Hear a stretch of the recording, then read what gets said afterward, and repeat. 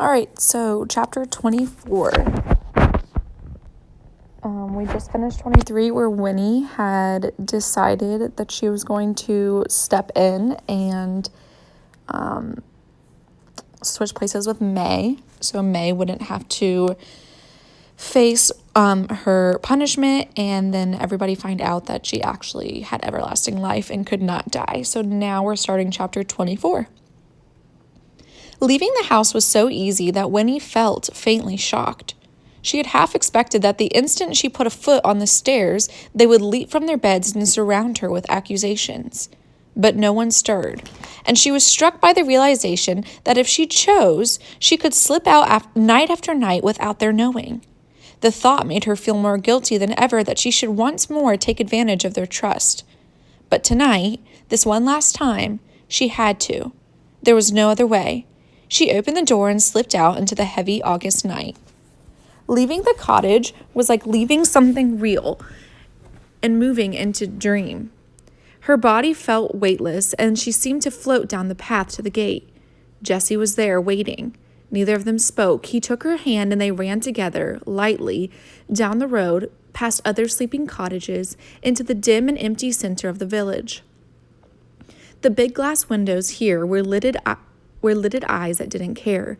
They barely saw them, barely gave them back reflections. The blacksmith's shop, the mill, the church, the stores, so busy and alive in daylight, were hunched, deserted now, dark piles and shapes without a purpose or a meaning.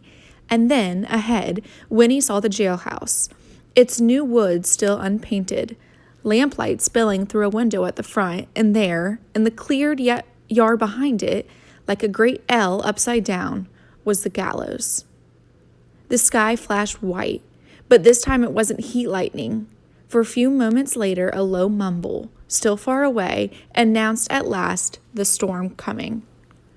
A fresh breeze lifted Winnie's hair, and from somewhere in the village behind them a dog barked. Two shadows detached themselves from the gloom as Winnie and Jesse came up. Tuck pulled her to him and hugged her hard, and Miles squeezed her hand. No one said a word.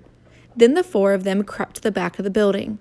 Here, too high for Winnie to see in, was a barred window through which, from the room in front, light glowed faintly.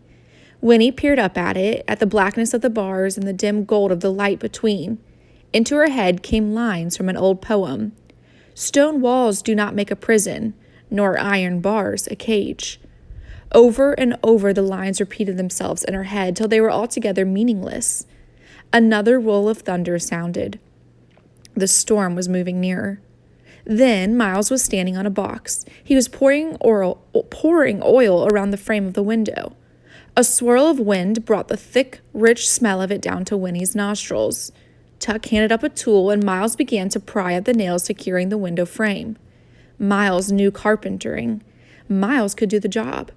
Winnie shivered and held tight to Jesse's hand. One nail was free. Another. Tuck reached up to receive them as they came out one by one. A fourth nail screeched as it was pried up, and Miles poured on more oil. From the front of the jailhouse, the constable yawned noisily and began to whistle. The whistling came nearer. Miles dropped down. They heard the constable's footsteps coming up to May's cell. The barred door clanked. Then the footsteps receded and the whistling grew fainter. An inner door shut and the lamp glow disappeared. At once, Miles was up again, prying at the nails. An eighth was out, a ninth, a 10th. Winnie counted carefully, while behind her counting, her mind saying, "Stone walls do not make a prison." Miles handed down the prying tool. He grasped the bars of the window firmly, ready to pull, and stood poised. "What is he waiting for?" thought Winnie. "Why doesn't he?" Then a flash of lightning, and soon after a crack of thunder in the midst of the noise. Miles gave a mighty heave, but the window did not budge. The thunder ebbed. Winnie's heart sank. What if all this was impossible? What if the window would never come out? What if... She looked over her shoulder at the dark shape of the gallows and shuddered. Again a flash of lightning, and this time a crashing burst of noise from the swirling sky. Miles yanked the window frame, and it sprang free. And still grasping it by the bars, he tumbled backwards off the box. The job was done. 2 arms appeared in the hole left by the missing frame. May! Her head appeared. It was too dark to see her face. The window.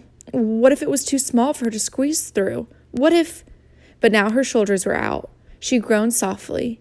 Another flash of lightning lit her face for an instant, and Winnie saw an expression there of deep concentration, the tip of the tongue protruding, her brows furrowed.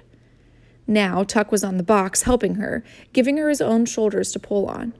Miles and Jessie, close at his side, arms upstretched, eager to receive her bulk.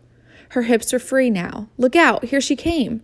Her skirts tearing on the rough edges of the boards, arms flailing, and they were all in a heap on the ground.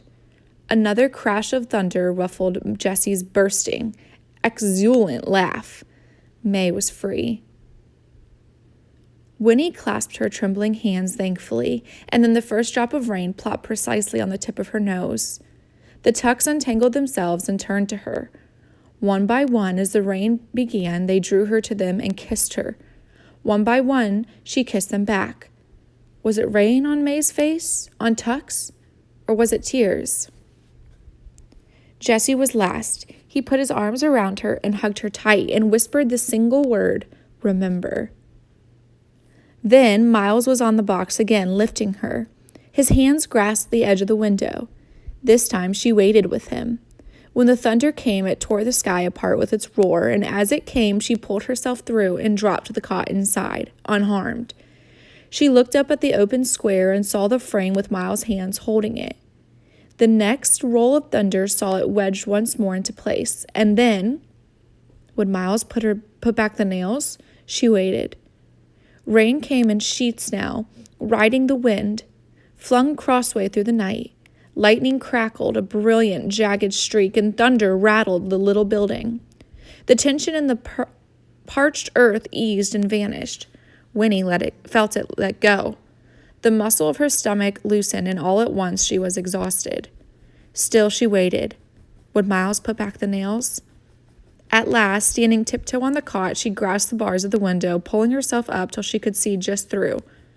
Rain blew into her face, but at the next flash of lightning, looking down, she saw that the yard was empty. And before the thunder followed, in a pause, while wind and rain held back for one brief moment, she thought she heard, fading in the distance, the tinkling little melody of the music box. The Tucks, her darling Tucks, were gone. And that's the end of chapter 24.